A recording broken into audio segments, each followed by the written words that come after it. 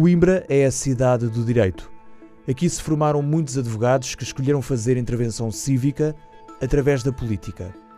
E foi nesta cidade que encontramos Mónica Quintela, uma conimbricense de alma e coração, que admite ter ficado surpreendida pelo convite para representar Coimbra no Parlamento. Sendo eu uma pessoa profundamente responsável, porque sou, senão também não seria advogada, tive que ver se eu reunia condições pessoais. Portanto, é uma decisão que implica, como disse há bocado e muito bem, uma mudança de 180 graus. Portanto, não poderia responder, não é uma resposta que se dê de ânimo leve, e pedi um tempo ao Sr. Presidente para ponderar e para perceber se tinha condições pessoais, se reunia condições pessoais para poder aceitar este desafio com toda a responsabilidade que ele implica, porque só assim é que eu concebo que o poderia aceitar. Portanto, tive que ponderar muito bem todas as condicionantes. É uma decisão que não me afeta só a mim, afeta também o meu núcleo familiar, não é? A minha família. E aqui tenho que dizer, e não posso deixar de o dizer, que teve muito a ver com a pessoa do Sr. Presidente, do Sr. Dr. Rui Rio. E que eu entendo que é possível com ele fazermos melhor. É uma pessoa com quem eu gosto de trabalhar. Nas vastas reuniões que já tivemos, gostei sempre do trabalho dele. É uma pessoa muito meticulosa, muito responsável, que ouve e que pondera as informações e as opiniões das pessoas com quem está a falar, portanto, valorizando o seu trabalho, e isso é muito importante. E também esse lado humano também, e do projeto em si, pesou consideravelmente, porque efetivamente é uma equipa com que eu me revejo no método de trabalho.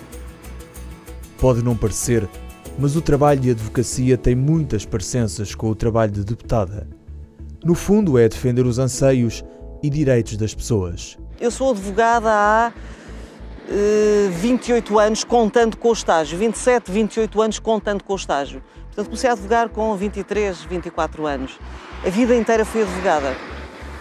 De barra, do dia-a-dia, de me passarem todos os dias pelas mãos a vida das pessoas. E isso posso dizer com toda a clareza. Conheço profundamente a vida dos portugueses, a vida do cidadão, porque me passa nas mãos. Esta é a minha vida. A minha vida é resolver o problema das pessoas. Conheço-as de uma forma muito intimista, porque tenho o privilégio de, comigo, obrigatoriamente terem que me contar os problemas que as afligem para eu os poder solucionar.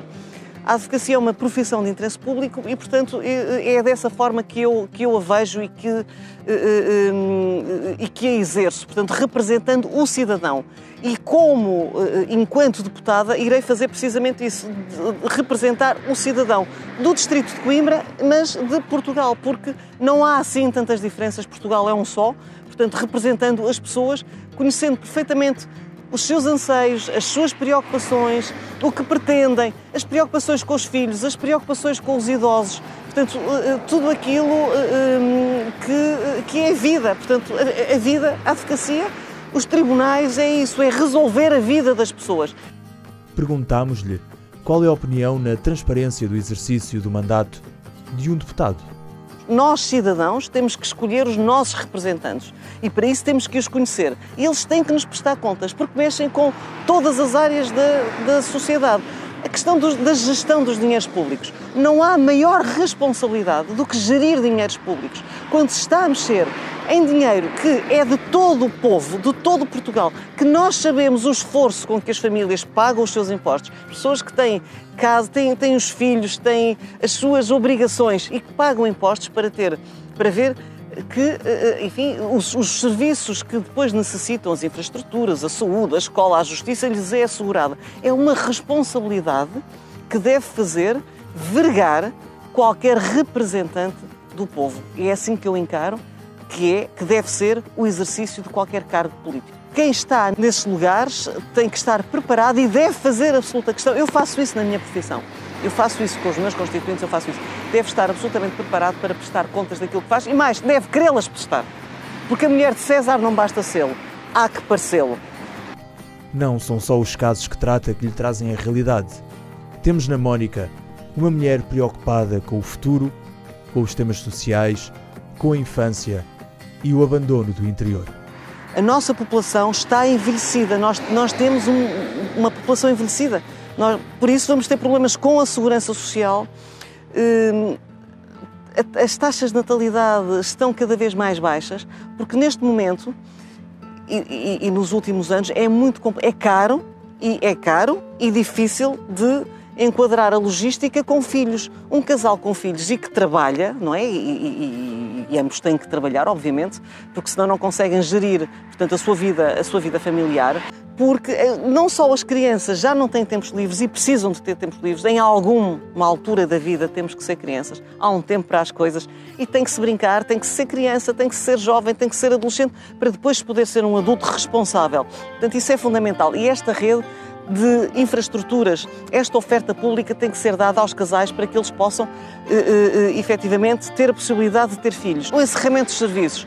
Quem conhece o interior, e eu conheço muito bem, quem conhece percebe que a vida se faz à volta dos tribunais, à volta das escolas, dos correios, das estações, dos serviços de finanças, das conservatórias. Tudo isto são polos que ajudam a fixar. E se efetivamente estes serviços não existem no interior, as pessoas têm tendência para ir em busca de uma vida melhor. Coimbra já foi a terceira cidade do país. Neste momento não. E eu constato isso, como disse, com mágoa, com uma profunda tristeza, porque é a minha cidade do coração.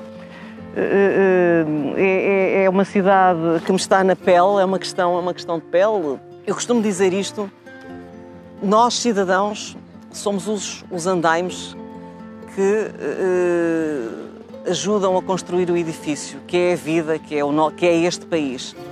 Quando a obra está concluída, ou quando o nosso contributo está concluído, não devem ser escondidos no dia da festa, não é? É um bocado quando quando o período de vida útil terminou, tem que ser vivida com toda a dignidade, tem que, enfim, poder agora usufruir de uma vida sem trabalho com toda a qualidade e para aquilo que contribuíram a vida inteira com os descontos, portanto, poderem viver com qualidade. E é isso que eu defendo e acho que é isso que falta muito no país e que é absolutamente necessário.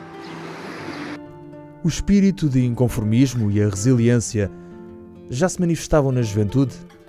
Eu fui uma estudante normal, portanto, eu estudei em Coimbra sempre, fiz portanto, todo o meu percurso académico certinho, normal.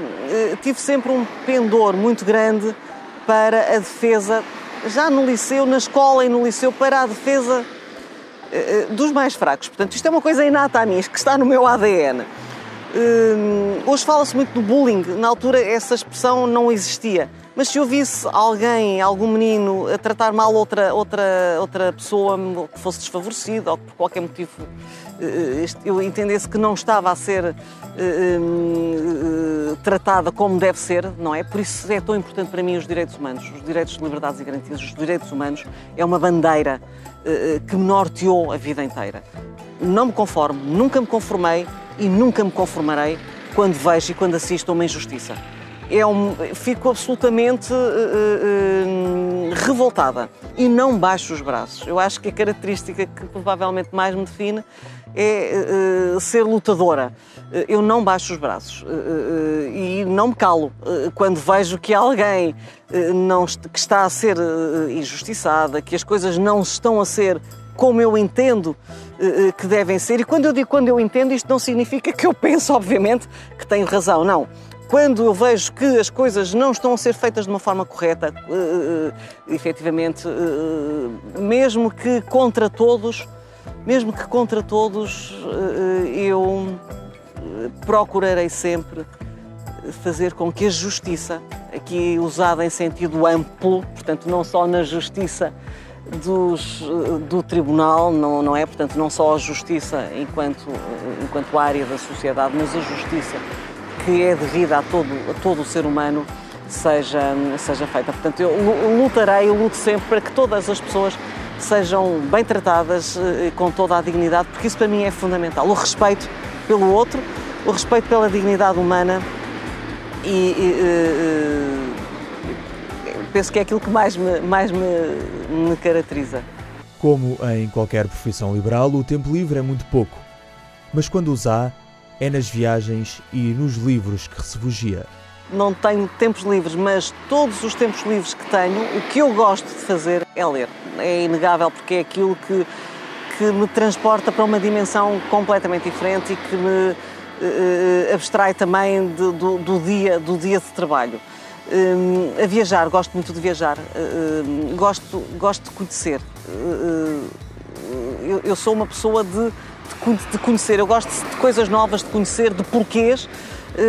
Por isso, os meus tempos livres, quando tenho disponibilidade, portanto, quando tenho, o que eu mais gosto de fazer é ler e viajar. Obviamente que estar com a família, não é? Portanto, obviamente que estar com a família, mas e de preferência ler em família. Filmes também, gosto muito de cinema. Portanto, o que eu mais gosto de fazer é cinema.